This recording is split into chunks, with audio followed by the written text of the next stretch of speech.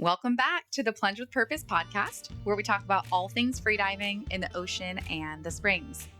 So today we're diving into the mythical side of freediving because we're going to talk about the world of professional mermaiding.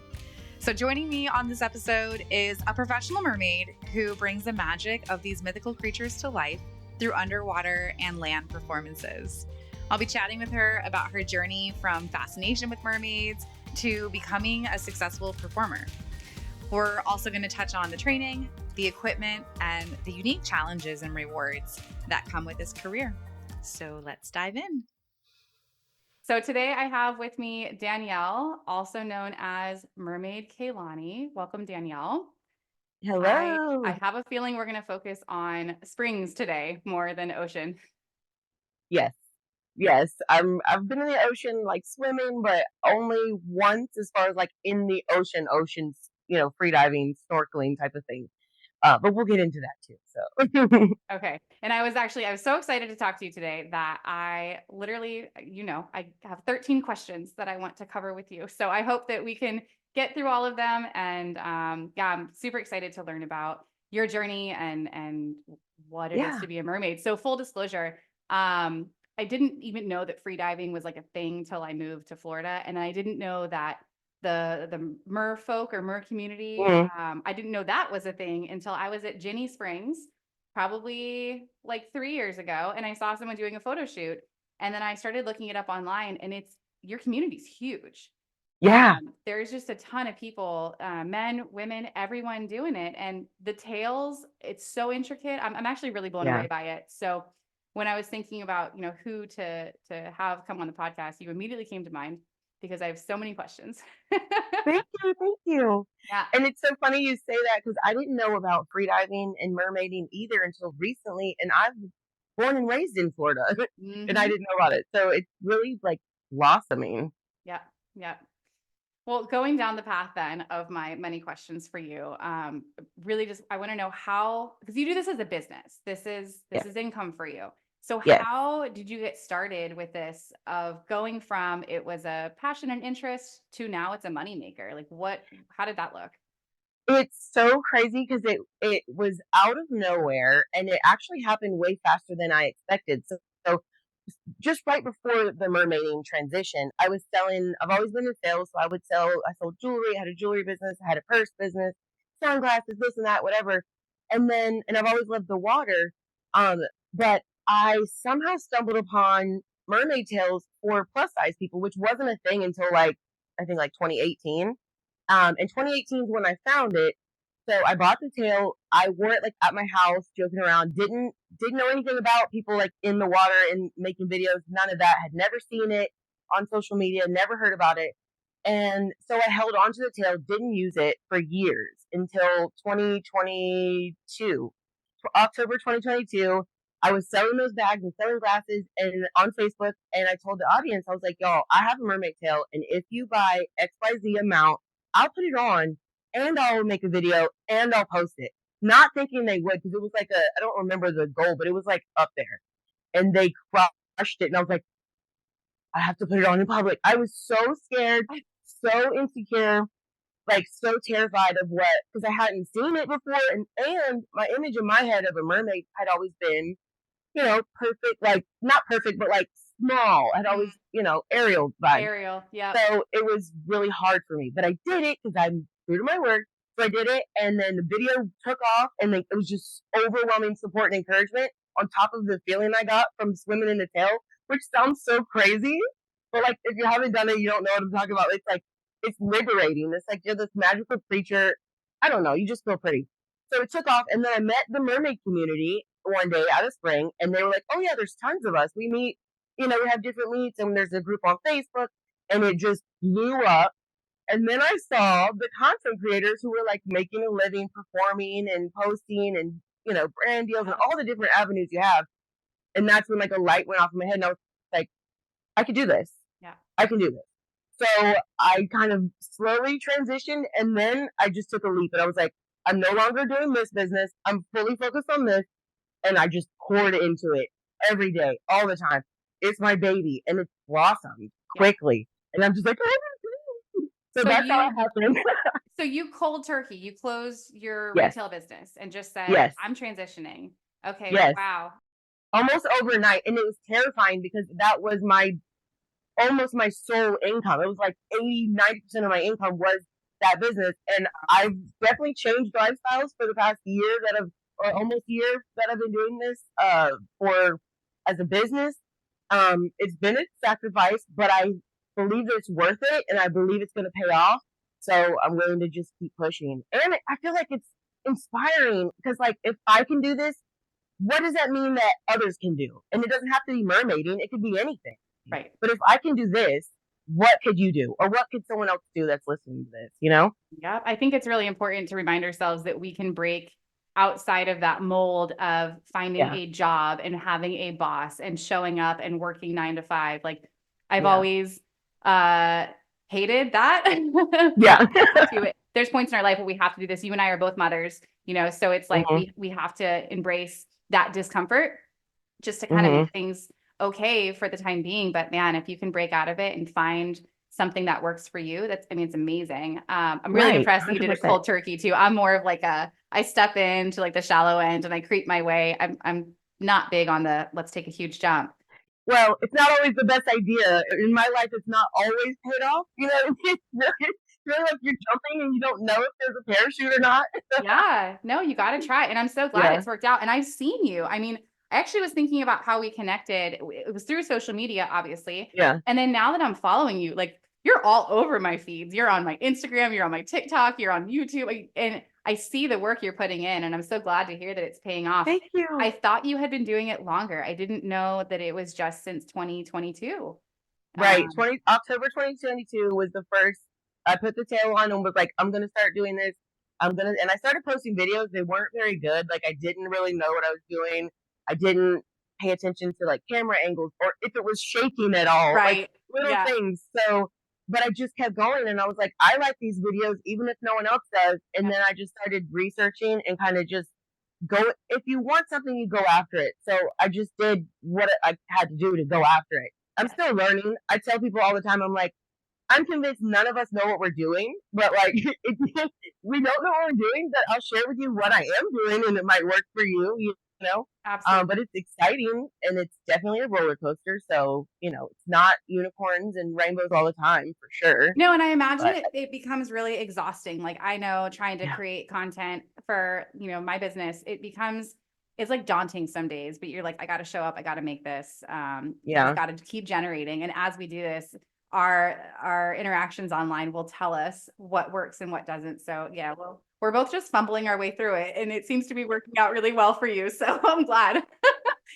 Um, Find the way, that's it. Absolutely. Yeah.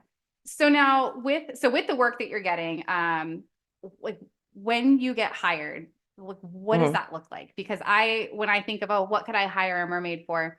I think of like my daughter's birthday parties. Like, would I Mhm. hire a mermaid to come and be on dry land and just hang out and look pretty? Or are you in pools? Like what does It it can look like? all of the above. Like Okay. literally anything you want a mermaid for.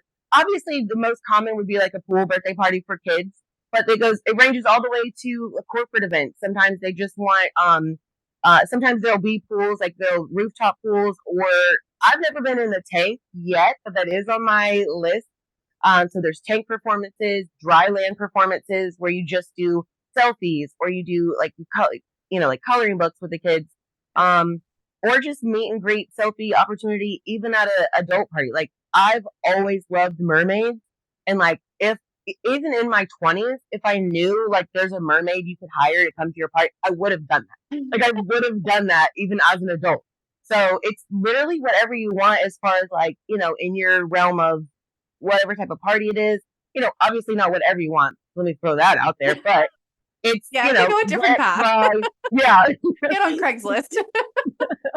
Right. It's not like that.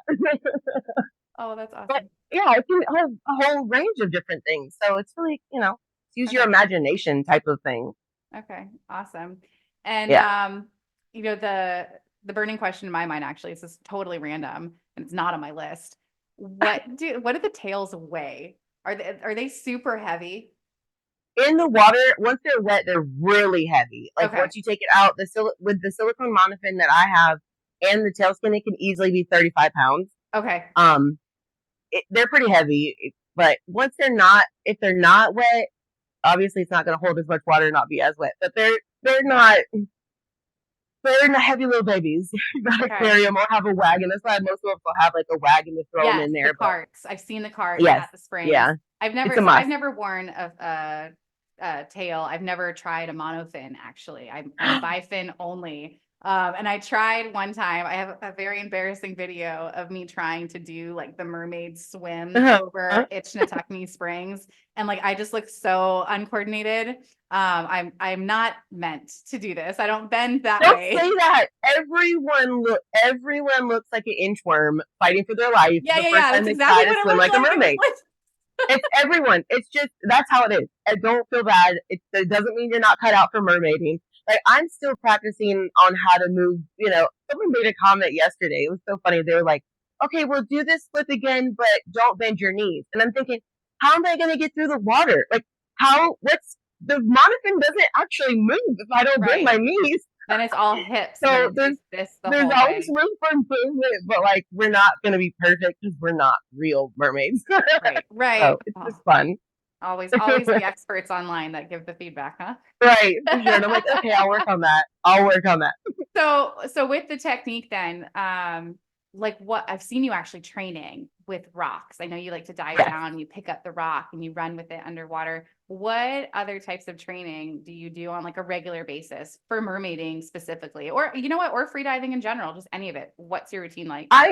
I truly think the biggest thing that's helped me for freediving and mermaiding is having a longer breath hold. And so anything that helps you do that, which rock running, the training I did in the pool, when you're in a controlled environment and you know without a doubt that you are 1,000% safe, which we always are because we have other people there, but it's just a different level when you're training in the pool and you push yourself that full distance.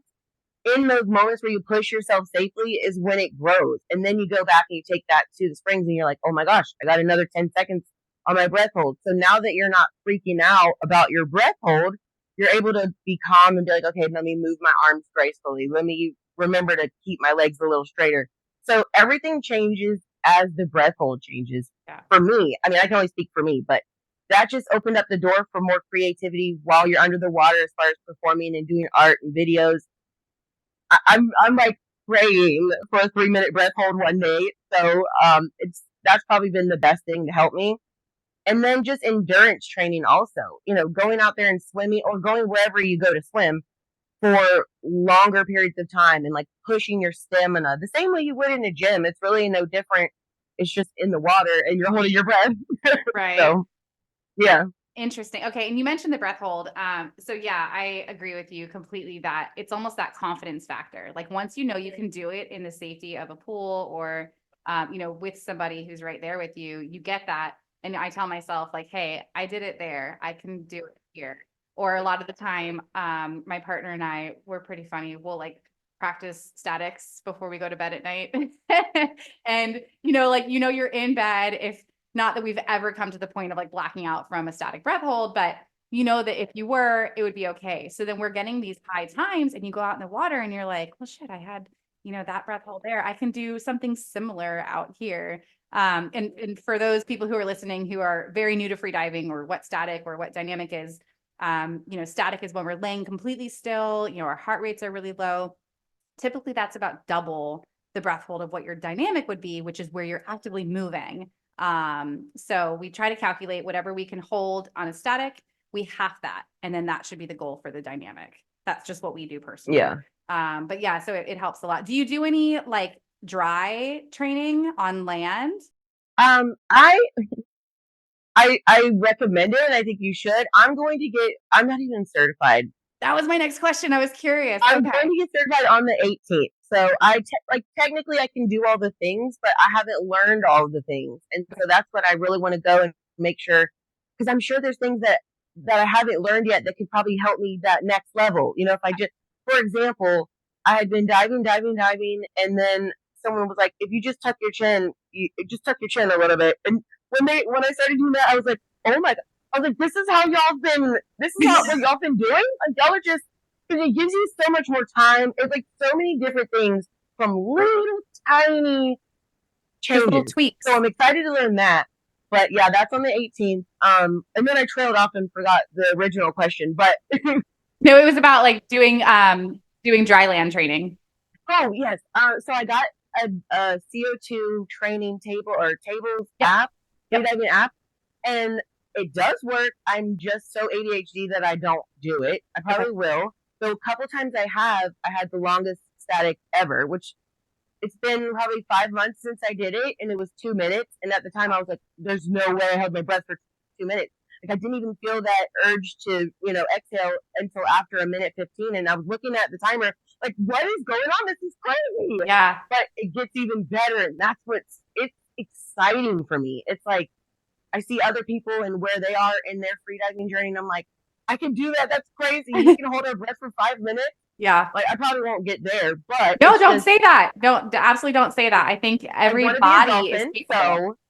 so You just got to stick with it. And yeah, the CO2 tables yeah. are great. And I don't know who you're doing your certification with, but all I know is I've done multiple courses at this point, and it's like every person, or even just day training with someone. There's actually some good Mm. people up by you that I'll send you information on, and Okay, hopefully please have them do. on this show.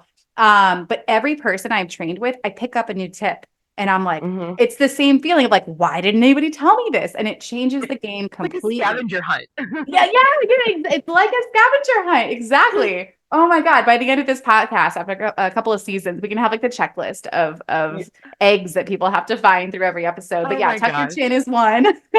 Yep. Relax the shoulders, relax the jaw. There's so many, and it makes the dive experience so much more enjoyable. Like for you, you get to focus on looking, pretty. For me, I prefer doing photography. So for me, I get to Hmm. stay down a little bit longer or like really chill and hang out with whatever I'm Yeah. shooting, because you got to be really still.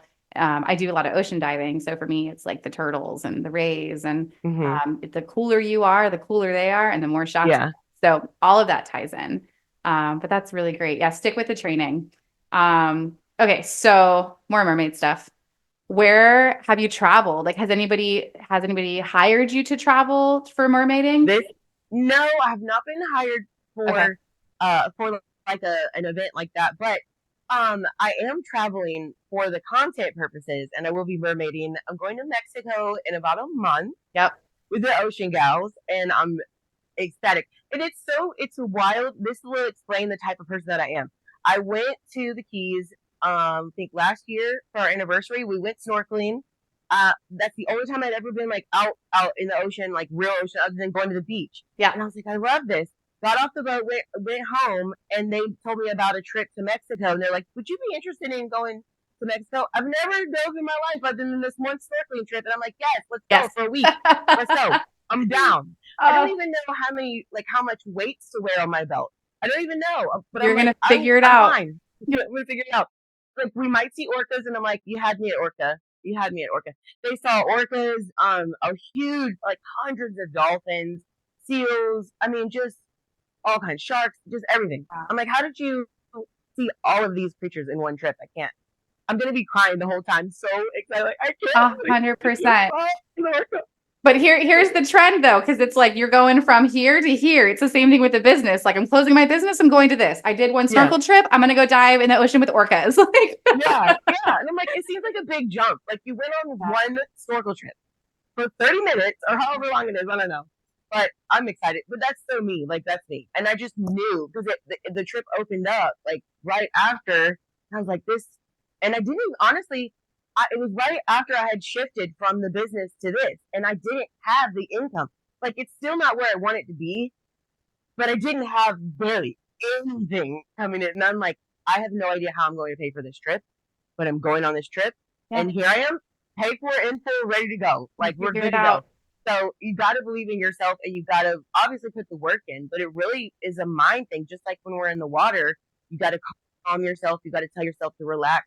You got to tell yourself that you can have what you dream of before you can ever even, like, it's not going to be even possible if you don't think it's possible, Yep. you know? Yep. So, There's a book. there's a book I think you should read. I don't know if you're a book reader or audiobook. It's called You Are a Badass by Jen Sincero. And she talks all about this. And that really resonated with me. And I started embracing that Yeah. mindset of like visualization almost, like visualize it's going to happen. And, you Yeah. know, plan the things, you know, not just to spend foolishly, but plan what you want Right. to do and make time for it, make space for it in your life. And you're going to figure it Yeah. out. You will find a way to Yep. pay for these things. So that's Yes. really awesome. I look forward to that trip. I remember you had mentioned that when we were messaging. Yes. I think it's going to be great. I mean, content wise, experience wise, and the group that you're going with. I didn't realize you were going with Ocean Gals. Yeah. If it's the girls that I'm thinking of from social media, it's the two Yes. friends. Yeah, Yes. and I Yeah. imagine their vibe is good.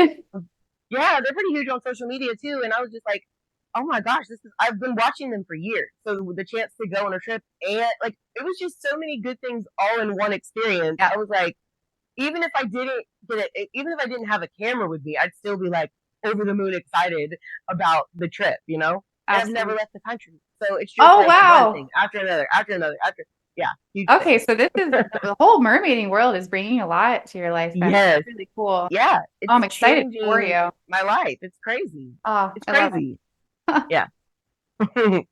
All right. Well, my next question is, I don't know if is an answer for this, but like, if there are misconceptions that you would like to clear up about mermaiding or the community, like, are there any misconceptions that you want to like stand for?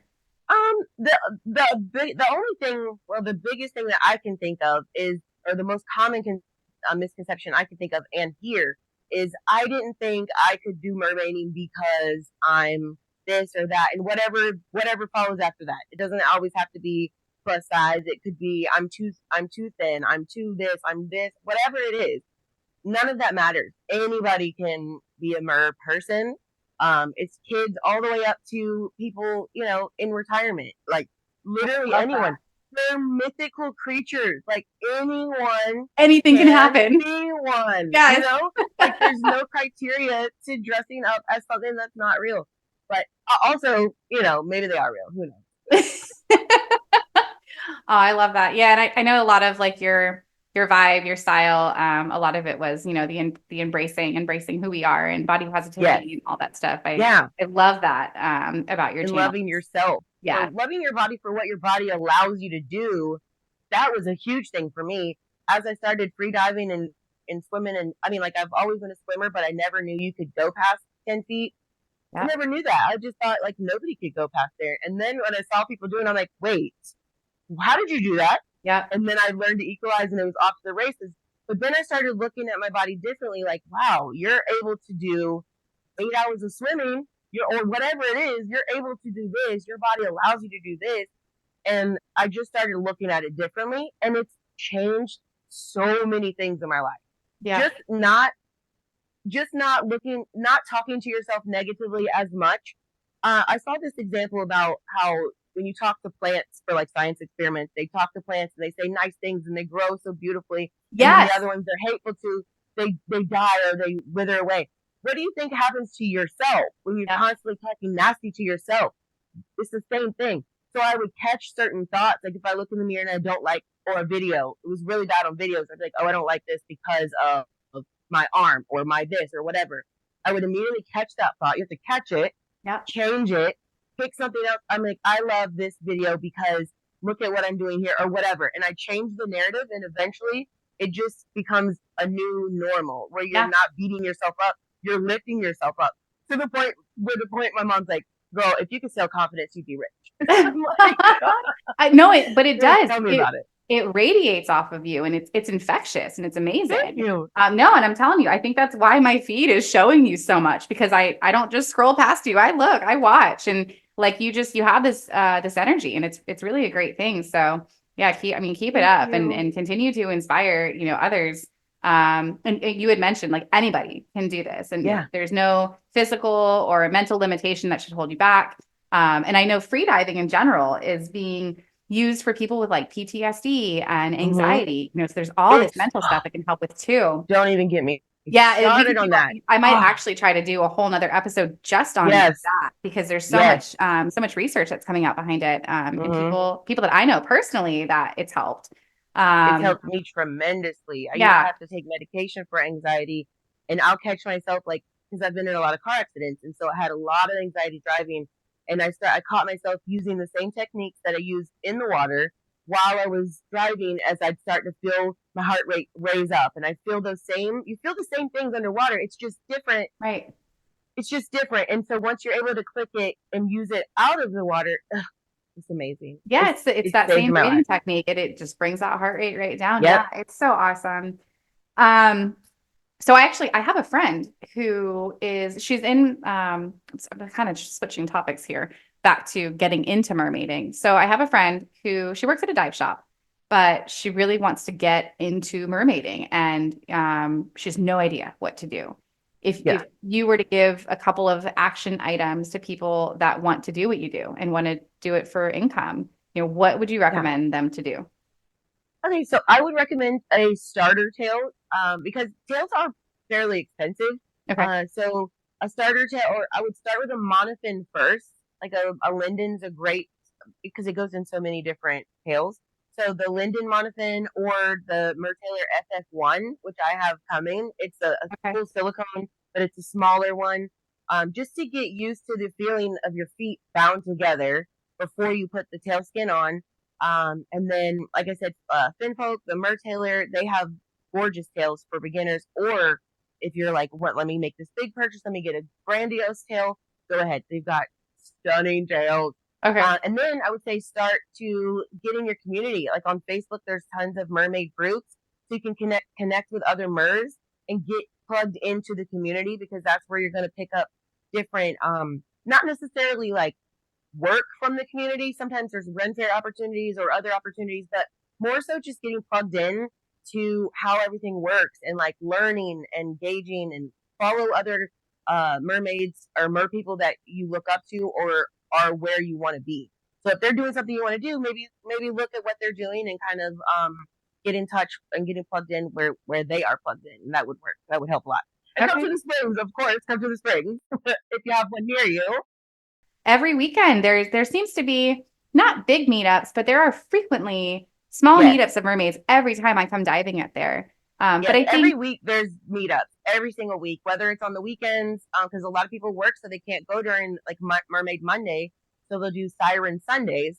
So there's always people that are okay, willing to meet up. So if you feel like, or if someone's listening and they feel like, well, I don't know anybody, my friends wouldn't be into that, because you're gonna run it as a new mer person. You're gonna run into your family looking at you crazy. Like, are you insane? You're what? Your friends? No, I don't want to do that. No thanks. So you're gonna find new friends. Like, you're not getting rid of your old friends, but you're gonna add to your friends list with people who share that common interest and will help you in your journey. Because it's all been my own research, but also the friends I've met along the way. Like you said, with freediving, they give the tips and tricks. Same thing with mermaiding. You gain a little nugget here, and then a nugget here and here. So you really got to get out there and get plugged in. Start networking if you want to make it a business, and start posting consistently. Like, people, I think sometimes people think that it's just so easy. It's not. Like, we're constantly posting, constantly making content, constantly checking analytics. Like, you really got to dive in to your platform or wherever you're trying to make it a business, to make it successful. Just like anything else, it's okay. no different. It's just where business is going. It's all online. It's all virtual. You know what I mean? So Yeah, yeah. So mainly the social route. And I think joining the Facebook groups, I think that's really important. I think having people in your close vicinity who are doing what you want to do, I think you inherently just pick stuff up from them. And yeah, I totally agree with you. I could see not the losing of friends so much, but like the morphing. It even just happens with freediving. Like, and the same thing, my family was like, you want to do what? And my dad will call me sometimes and be like, honey, how many sharks were you diving with? Like, he just gets so nervous and they don't understand. it's so funny. That's my dad. He's like, "You're going to Mexico. You're going to swim with what?" Yeah. He's so scared for me. He's like, "You're not scared?" And I'm like, "No, I'm Nope. excited. It's the I'm total not scared opposite. at all. Yeah. I'd be more afraid if I didn't go. I'd be like, I'm going to miss out." Yeah. Yeah. It's all the Yeah, FOMO. So yeah, we're yeah, looked at a little differently, freedivers, mermaids, our whole little ecosystem here. We're all yeah. we're all a little different, but it works out. It's good. Water people. Water Yeah. people. Yeah, I like that. I say I'm a water woman. Yep, water people. Okay, so I actually don't even know how long we've been talking, but I have a few more questions. Okay. So we already talked about like how people can incorporate mermaids into events. For people that hear this and are like, "Wow, I definitely want to hire a mermaid." What are some things that they should consider, like as far as atmosphere goes, or as far as equipment that's going to be needed? Like if someone's going to hire you, what do you say to them of like, "Here's what I'm going to need." Okay. So one thing, every individual mermaid performer is going to have different setups because it's their individual business. So I can only speak for me, and if someone's listening and they're like, "No, that's not how I do it," maybe it's not. But one thing you want to make sure is that you make a contract or something in writing so that you and the venue, or the venue and the person you're hiring, has the same expectations, right? So that there's no miscommunication on what is supposed to be done and what's not supposed to be done. And that goes for so many different things, not just what the performer's doing, but like sometimes you could have kids crawling all over you, or there's certain things that maybe you don't want done, like, hey, don't have slime around my tail, whatever those little things are. So communication, and then also the price of hiring a performer. People sometimes they're like, oh my gosh, it's generally standard 250 an hour. And then it can vary, if you have like a long party. I can't speak for anyone like that. It's kind of case by case, but it's 250 minimum per hour, um, average across the board. So, and that you have to factor in that our equipment is expensive, the travel to get there, on top of, just making the magic happen. So that's probably the biggest thing that I would say is just to heads up that it is not, I mean, it's affordable, but it's not like, I don't want to say it's not cheap because you're hiring a human performer. You know what I mean? So, Yeah, yeah. it is literally a performance. And I don't know, to go through all that work, I try to think about like for anything, any of my side hustles, that I've done in the past, it's like, well, what do I want to make just to leave my house? Like how much do I want Right. to make just to get out the door and for me to get all my stuff together? So 250 an hour to me, I think it seems quite reasonable because I don't even know that many people that would be having like a very lengthy party to where it would add up to be that much. Um, but I think, yeah, I feel like that's appropriate. So I mean, think about it. Like a crown alone, a head crown, like a really nice, pretty crown alone, it could be $400. oh wow. Right. So Okay. the tails could be, and we're talking fabric tails anywhere from $400 to $1,200 for the tail, not makeup, not a top, not any bubbles or anything we bring to the party. None of that. You know what I mean? So and that's not common knowledge. We didn't expect everyone to know that because if you're not in the community, you don't know that. You know? I only knew tail prices because I go on, or I used to go on, I stopped on AliExpress. Yes. Okay, so I used Yes. to go on AliExpress and every now and again it would show me like mermaid tails. And I remember screenshotting it and sending it to some of my free dive girlfriends. And I'm like, should we? And who knows the quality, but they were reasonable. They were like in the lower hundreds, like maybe I 150, I 200. believe there's stolen art though. I was warned about the ones you're like, this is so pretty, but it's recently priced. It's normally stolen art. Like Got it. generally, so you do got to be careful about that too. But yeah, I've seen them. They are pretty. But yeah, so for hiring a mermaid, if anyone wanted to book me, you could email all things mermaids,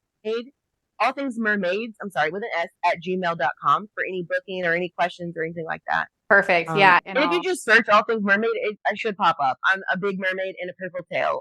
I love So it. I'm so excited. And I can't wait to see you in person. We've talked. I know we're not even that far, but like life is so busy. Like I know how it is. So, but we will, and I'm excited. And I really want you to put a tail on with me for the first time. I'm a lot of people's first time tail person. Okay. You honestly, if you have a monofin for me to wear and a tail, you have my word. I will absolutely put that on for you. It'll be highly entertaining. It's something for them to look forward to. Also, as they listen, they'll be like, "Oh, got to come back to that. There you Got go. to come Yeah, back." that's the teaser. The next time that I sit down with you, Danielle, we will talk about the experience of watching me try to learn how to dive in a monofin. Well, thank you so much for jumping on with me today. I really appreciate it. And for all of our listeners, if you've made it this far, thank you for tuning in. Again, this is Plunge with Purpose, where we talk about all things freediving in the ocean and the springs. So until next time, I'll see you soon. Bye. Bye. Thank you so much. Thanks, Jen. A huge thank you to Danielle for joining me today and sharing her journey and passion for the world of mermaiding. If you enjoyed this episode, please leave a review, follow, and share it with a fellow freediver. A quick heads up for next week, we'll be taking a plunge into a refresher. We'll be revisiting some fundamental techniques that might get overlooked, whether you're new to the sport or an experienced diver. Plus, I'll be sharing some helpful hacks for those of you struggling with specific parts of freediving. So whether you're a seasoned pro or you're just starting out, tune in next week for some valuable tips and to keep talking about all things freediving.